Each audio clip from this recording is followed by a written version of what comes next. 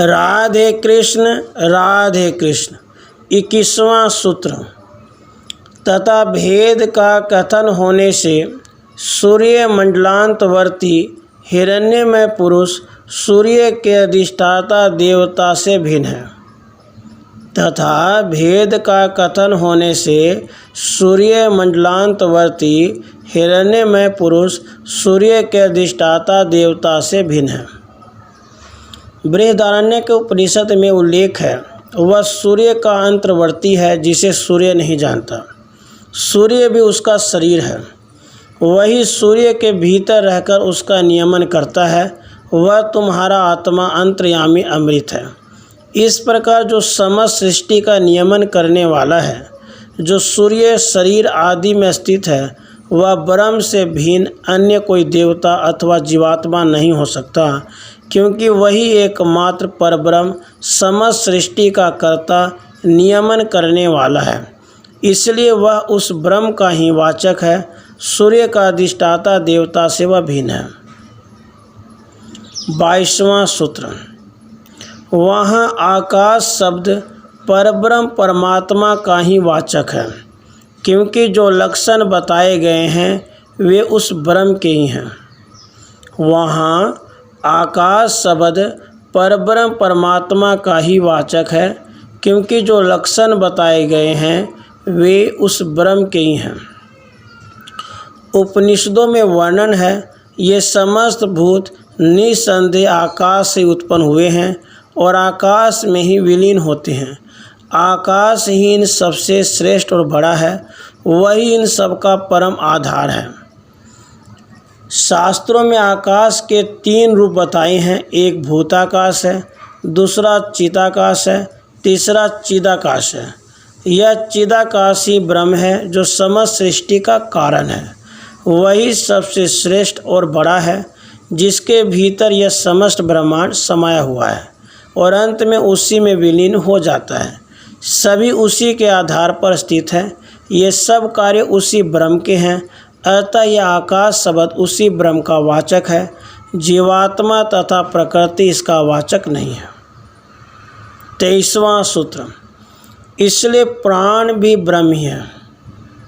इसलिए प्राण भी ब्रह्म ही है। छांदोग्य उपनिषद में कहा गया है, निश्चय ये सब भूत प्राण में ही विलीन होते हैं और प्राणों से ही उत्पन्न होते हैं।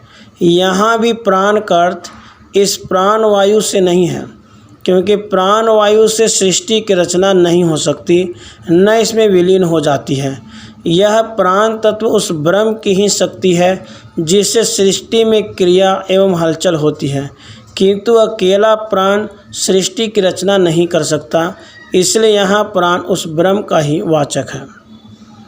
24वां सूत्र। उक्त ज्योति के 4 पादों का कथन होने से ज्योति शब्द यहाँ ब्रह्म का वाचक है। उक्त ज्योति के 4 पादों का कथन होने से ज्योति शब्द वहाँ ब्रह्म का वाचक है। छांदोग्य उपनिषद में उल्लेख है, उस ज्योति में ब्रह्म के 4 पाद हैं और यह समस्त भूत समुदाय उसका 1 पाद है। शेष 3 पाद अमृत स्वरूप तथा परम धाम में स्थित है। इसी उपनिषद में उल्लेख है, इस स्वर्गलोक से ऊपर परम ज्योति प्रकाशित हो रही है, वह उस सर्वोत्तम परम धाम में प्रकाशित हो रही है। वह निसंदेह यही है जो कि इस पुरुष में आंतरिक ज्योति है। इनमें ज्योति शब्द उस ब्रह्म का ही वाचक है, जीवात्मा तथा प्रकृति का नहीं। इसी ब्रह्म के लिए ज्योतिषाम ज्योति कहा गया है। वह समस्त ज्योतिमय पदार्थों की ज्योति है। इस प्रकार ज्योति शब्द उस ब्रह्म का ही वाचक है, यह सिद्ध होता है। 25वां सूत्र। यदि कहो गायत्री छंद का कथन होने के कारण उसी के 4 पादों का वर्णन है, ब्रह्म के 4 पादों का वर्णन नहीं है, तो यह ठीक नहीं है, क्योंकि उस प्रकार के वर्णन द्वारा ब्रह्म में चित्त का समर्पण बताया गया है। वैसा ही वर्णन दूसरी जगह भी देखा गया है। यदि कहो गायत्री छंद का कथन होने के कारण उसी के 4 पादों का वर्णन है, ब्रह्म के 4 पादों का वर्णन नहीं है, तो यह ठीक नहीं है, क्योंकि उस प्रकार के वर्णन द्वारा ब्रह्म में चित्त का समर्पण बताया गया है, वैसा ही वर्णन दूसरी जगह भी देखा गया है। छांदोग्य उपनिषद में गायत्री छंद का वर्णन है। गायत्री के भी 4 पाद माने गए हैं। इस प्रकार यह शंका होती है कि 24वें सूत्र में जिन 4 पादों का वर्णन आया है वह ब्रह्म का नहीं, गायत्री छंद का ही वाचक है, किंतु यह कथन ठीक नहीं है। इसका कारण यह है, ब्रह्म की ज्ञान शक्ति को ही गायत्री कहा गया है, उसकी क्रिया शक्ति को सावित्री कहा गया है। जड़ चेतन में सृष्टि में ज्ञान एवं क्रिया दोनों की अनिवार्यता है और ब्रह्म में ही दोनों शक्तियाँ निहित हैं। इसलिए यहाँ 4 पादों में उस ब्रह्म का ही वर्णन है, गायत्री का नहीं, क्योंकि चित्त का समर्पण ब्रह्म में होता है, इसलिए ब्रह्म का ही वाचक है। 21वां सूत्र, तथा भेद का कथन होने से सूर्य मंडलांतवर्ती हिरण्य पुरुष सूर्य के अधिष्ठाता देवता से भिन्न है। 22वां सूत्र, वहाँ आकाश शब्द परब्रह्म परमात्मा का ही वाचक है, क्योंकि जो लक्षण बताए गए हैं वे उस ब्रह्म के ही हैं। 23वां सूत्र, इसलिए प्राण भी ब्रह्म ही है।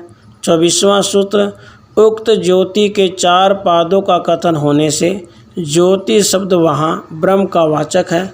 और 25वां सूत्र, यदि कहो गायत्री छंद का कथन होने के कारण उसी के 4 पादों का वर्णन है, ब्रह्म के 4 पादों का वर्णन नहीं है, तो यह ठीक नहीं है, क्योंकि उस प्रकार के वर्णन द्वारा ब्रह्म में चित्त का समर्पण बताया गया है, वैसा ही वर्णन दूसरी जगह भी देखा गया है।